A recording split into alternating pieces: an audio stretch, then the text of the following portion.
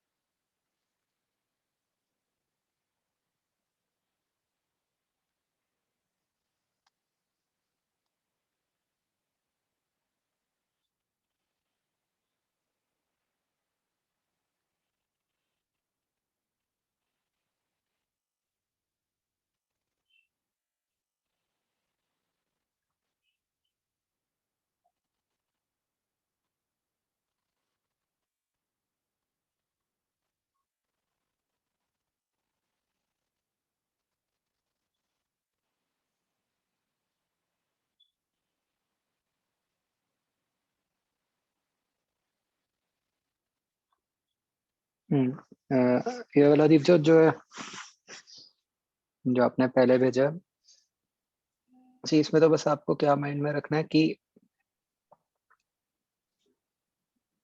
मतलब जब एक पार्टिकल आपका यहाँ पे ऐसे, तो दूसरा ऐसे है।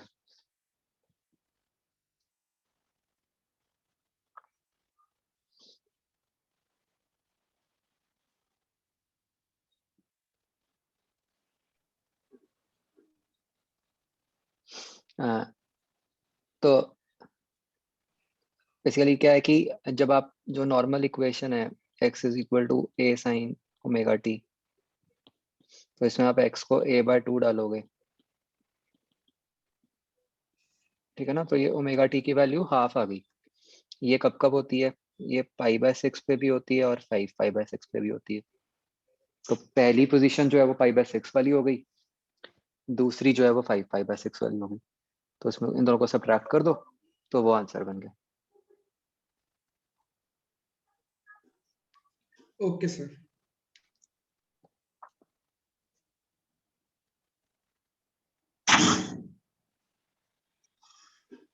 जो ये वाला है, इसमें क्या है? Composition equal periods at right angle to each other, phase difference of पाई।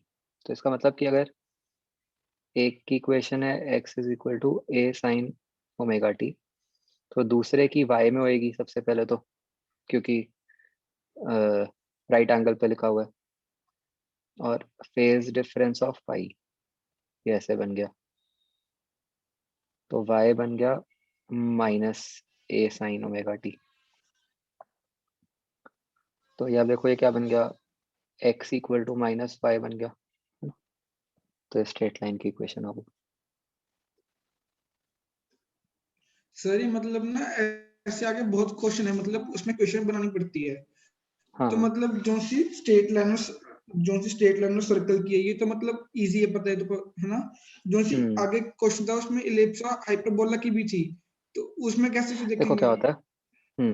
देखो, स्ट्रेट लाइन तो पता है हमें, सीधा कैसे पता चलता है? आ, हाँ जी सर, ये तो ऐसी mx इक्वेशन प्लस की। होती है। सर्कल की इक्वेशन होती है इस टाइप की, x² plus Y square equal to a²। ठीक है? हम्म। या इसको ऐसे लिख दो, x² by a² plus y² by a² equal to 1। अगर a और b इक्वल ना हो, ऐसा बन जाए, तो तो ये होती इलिप्स। है एलिप्स की। और अगर बीच में माइनस साइन आ जाए, तो ये होती है हाइपरबोला की। बस यही होता है। ओके सर, मतलब ना इसके ऊपर आगे बहुत क्वेश्चन आए हुए हैं। हम्म। एक मिनट।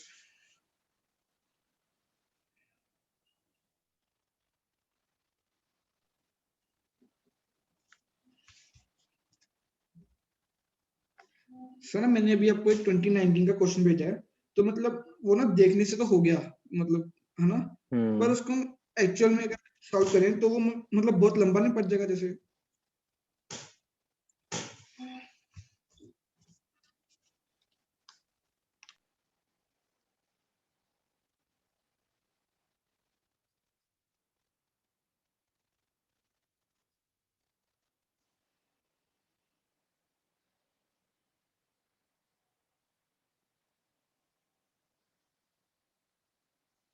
नहीं मतलब ये तो सीधा ऐसे ही सॉल्व हो जाएगा ना।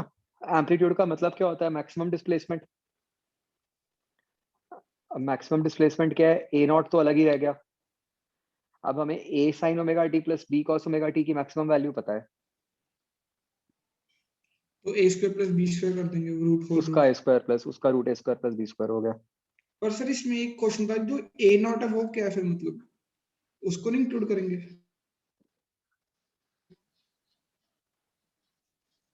नहीं, ए नॉट तो एक कांस्टेंट ही हो गया ना।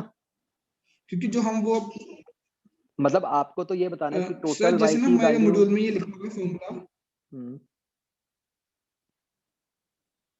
उसमें क्या है, उसने लिखा हुआ है दो अलग हमारे पास इक्वेशन, जैसे x की है a sin omega t plus five करके, और जो b है उसकी मतलब a b sin hmm omega t plus five है। तो अगर उन दोनों का हमने एम्पलीट्यूड निकालना है तो हम उन दोनों को स्क्वायर उसका होल रूट हम्म। करेंगे। पर इसमें तो वो एक ही क्वेश्चन नहीं है नहीं ना, मतलब दो डिफरेंट क्वेश्चन नहीं, थोड़ी वही है। मैं कह रहा हूँ ना। आपको करना क्या है? आप तो वाई की मैक्सिमम वैल्यू निकालना चाहते हो ना, एम्पलीट्यूड का यही मतलब होता है। ठीक है। हाँ जी तो सर। अब वाई कैसे बन रहा है? एक टर्म तो इंडिपेंडेंट ही है, ए नॉट। ठीक है। और ये दोनों में ही टी आ रहा है, ए और बी वाली टर्म्स में। Yes sir. तो हम तो ये सोचें कि वाई की मैक्सिमम वैल्यू कब बन सकती है ना। तो हमने कहा कि वाई की मैक्सिमम वैल्यू क्या बनेगी कि ए नॉट तो फिक्स्ड ही है, उसको तो कुछ कर नहीं सकते, वो तो ना कम होगा ना ज्यादा होगा। हम्म। तो हमने कहा ए नॉट तो ऐड कर ही देंगे, और उसके अंदर हम ये जो ये A sine omega T B cos omega T है उसकी मैक्सिमम वैल्यू कर देते हैं। समझ गया सर। तो फिर सर इसका आंसर फिर तो बी आना चाहिए ना, इस हिसाब से तो मतलब देखें हम अगर ऐसे सोचें, पर दिया उन्होंने सी है।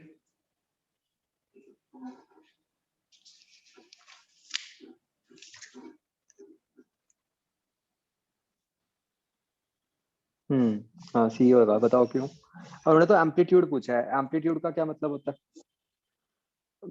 मैंने बोला थोड़ा सा गलत बोल दिया। मैंने बोल मैक्सिमम दिया maximum displacement. Value of Y.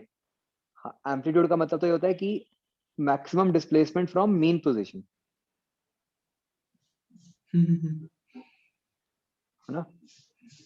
हाँ जी सर। तो हमें मीन पोजीशन से मैक्सिमम वैल्यू देखनी है, ना कि ऐसे कि ओरिजिन से मैक्सिमम वैल्यू। जो मैंने बोला पहले, वो तो वाई की ओरिजिन से मैक्सिमम वैल्यू होगी। अच्छा, तो ठीक है ना, फिर तो हम सिर्फ ए और बी ही लेंगे, क्योंकि ए नॉट तो फिर वो,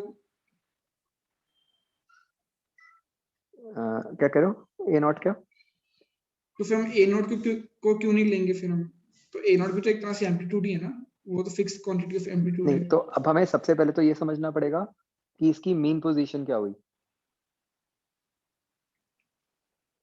ओके। है ना। तो अ, क्योंकि मतलब एम्पलीट्यूड का फिर से याद करो, एम्पलीट्यूड का मतलब क्या होता है? Maximum displacement from mean mean position, position. है ना। तो चलो मान लो क्वेश्चन यही हो कि इसकी मीन पोजीशन बतानी है, वो क्या होगी?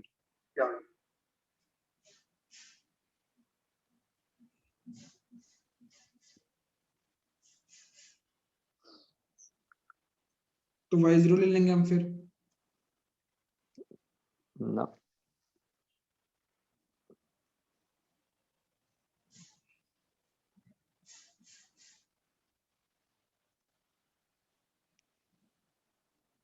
सोचो, मीन पोजीशन का मीनिंग क्या होता है? जहां पर उसकी एम्पलीट्यूड 0 हो, जहां फिर डिस्प्लेसमेंट 0 हो।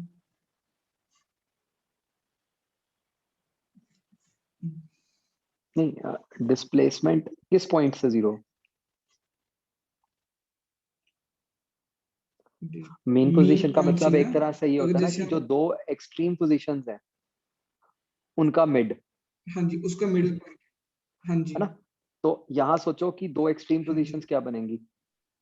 एक तो बन गई A naught plus root of A square plus B square, एक तो ए sin ओमेगा टी और बी cos। मतलब ए नॉट तो अलग से कांस्टेंट हो गया ना, उसको तो हमेशा ऐड ही करना है हमें। हाँ जी, हाँ मतलब जी। इसमें y की जो मैक्सिमम वैल्यू होएगी हम्म। वो क्या होएगी, A naught plus root A square plus B sir आप स्क्वायर। कुछ लिख रहे हो? एक सेकंड, हाँ।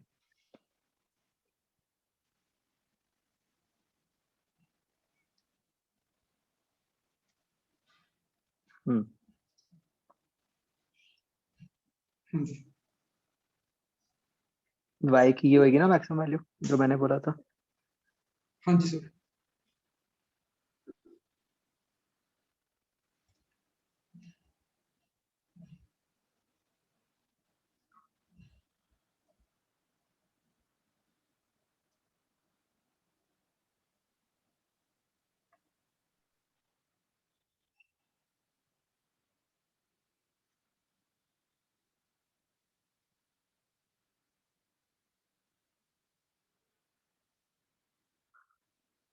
तो अ, ऐसे ही इसकी मिनिमम वैल्यू क्या होएगी।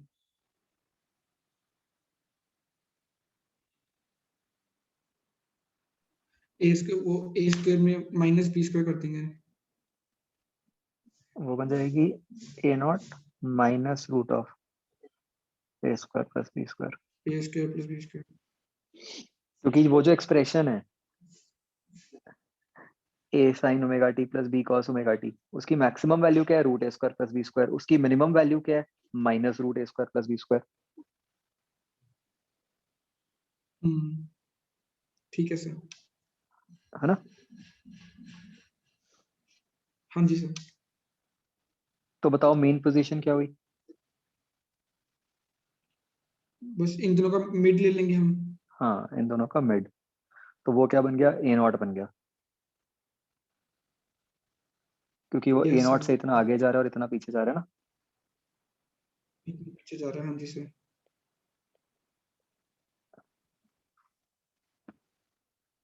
तो अब एम्पलीट्यूड क्या हुआ, मतलब मेन पोजीशन से वो कितना दूर जा रहा है।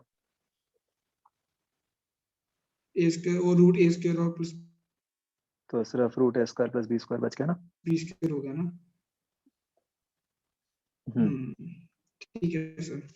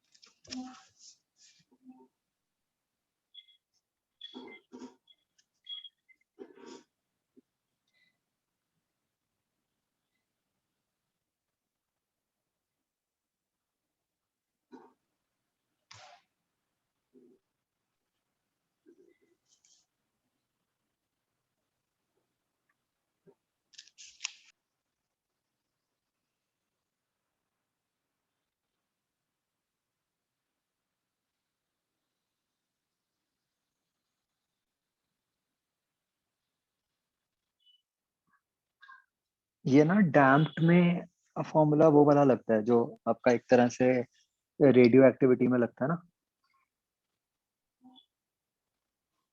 अ, जैसे हमारा रेडियो एक्टिविटी में नहीं फॉर्मूला होता, A is equal to A naught E raise to power minus हाँ जी सर, हाँ बी जी, हाँ टी, जी। उस टाइप से ही होता है ये भी,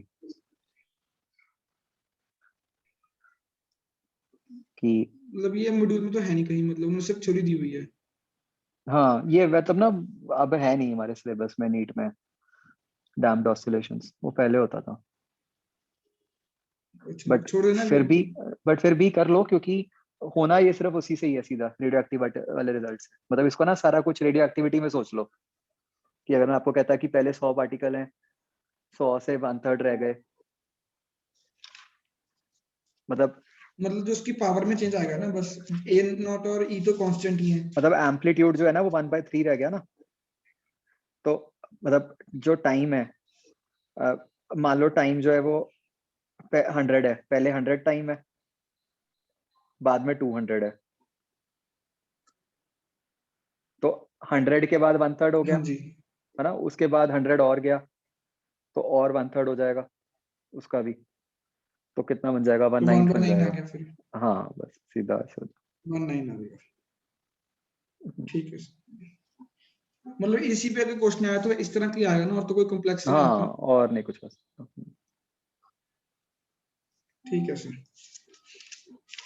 सर जो सा हमारा मीन फ्री पाथ है, सर उसमें मतलब मैंने ऑनलाइन क्वेश्चन सर्च करा था, उन्होंने कई क्वेश्चन का मतलब 1/√2 लिया हुआ है, और कई में तो 1/2 लिया हुआ है, तो वो क्या क्या चक्कर है ये इसका? ये रहती है कंफ्यूजन। बट वो जो मैंने आपको जो मॉड्यूल में दिया हुआ है ना, वो एनसीईआरटी के हिसाब से है, बस हमने वही याद रखना। वही याद करना ना। ठीक है सर। हम्म। ये जो 49th क्वेश्चन है, इसमें क्या है कि मतलब उन्होंने कहा है कि सिर्फ एक से कनेक्ट किया होता तो टाइम पीरियड T1 है, एक दूसरे से किया होता तो T2 है। मतलब T1 बन गया 2 पाई रूट K1/m,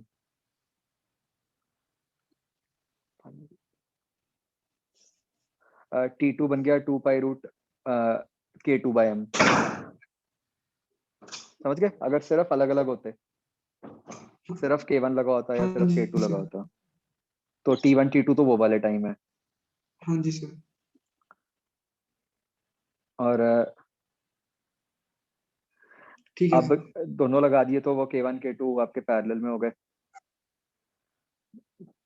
तो अब आपका स्प्रिंग कांस्टेंट K1 + K2 हो गया। तो इसके करस्पॉन्डिंग टाइम निकाल लो।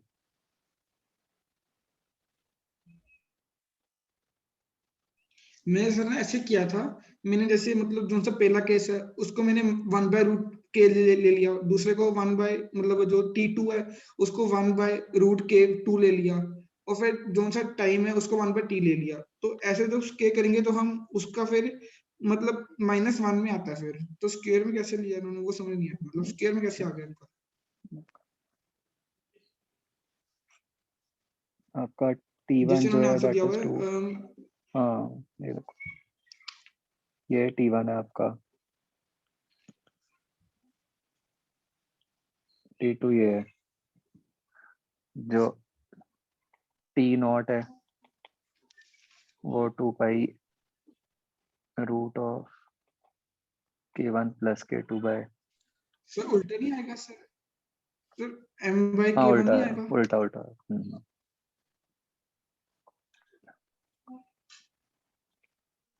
तो वो चेंज कर लो बस। तो इससे आप जब K1 की वैल्यू निकालोगे स्क्वायर करके, तो वो T1 स्क्वायर में आएगी ना। हाँ ठीक है। तो फिर उन्होंने -1 ले लिया, वो ऊपर आ गया ना फिर, इसलिए रिवर्स में है ना। तो स्क्वायर में नहीं आ जाएगा। नहीं, स्क्वायर में तो आएगा, वो साथ में आके माइनस भी तो आएगा ना, माइनस स्क्वायर उल्टा आ जाएगा टी हाँ। रेस्ट पर इसलिए। ठीक है सर। डन।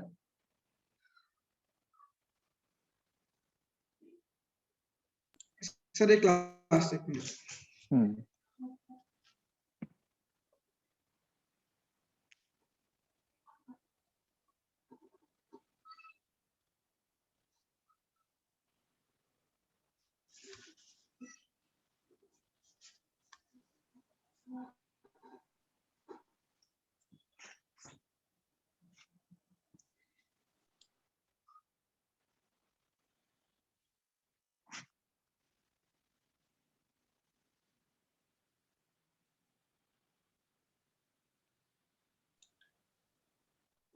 देखो इसमें क्या रहा है कि हीट कैपेसिटी जो है इंक्रीजेस विद टेम्परेचर है, तो एक 100 पे है, एक 50 पे है, तो इसका मतलब ये हुआ ना कि 100 वाले की हीट कैपेसिटी ज्यादा है कंपेयर टू 0 वाले की। अगर तो हाँ जी सर। मतलब जो बॉडी 100 टेम्परेचर पे है उसकी हीट कैपेसिटी ज्यादा हुई कंपेयर टू जो बॉडी 0 पे है 0 पे। ना। अगर तो अब दोनों की हीट कैपेसिटी सेम होती फिर तो आंसर 50 आता। Yes sir. बट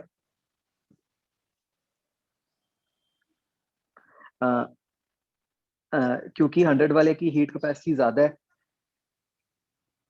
तो फिर बताओ क्या आंसर आना चाहिए। फिर तो मतलब मोर देन 50 ही बनती है, क्योंकि लेस देन तो हाँ, मुश्किल ही होगी। क्योंकि जिसकी हीट कैपेसिटी ज्यादा है उसी की तरफ ही बनता है ना आंसर। मतलब अगर एक किसी की बॉडी की ऐसे सोचो इनफाइनाइट हीट कैपेसिटी है तो उसका तो टेम्परेचर चेंज ही नहीं होगा। हम्म। ठीक है सर, समझ गया। ओके सर, हो गए मेरे मतलब। ठीक है, डन। चलो हाँ जी सर, थैंक यू। ठीक है, ओके। और वो सर कल की क्लास की टाइमिंग वो आ जाएगी ना ग्रुप में? हाँ हाँ।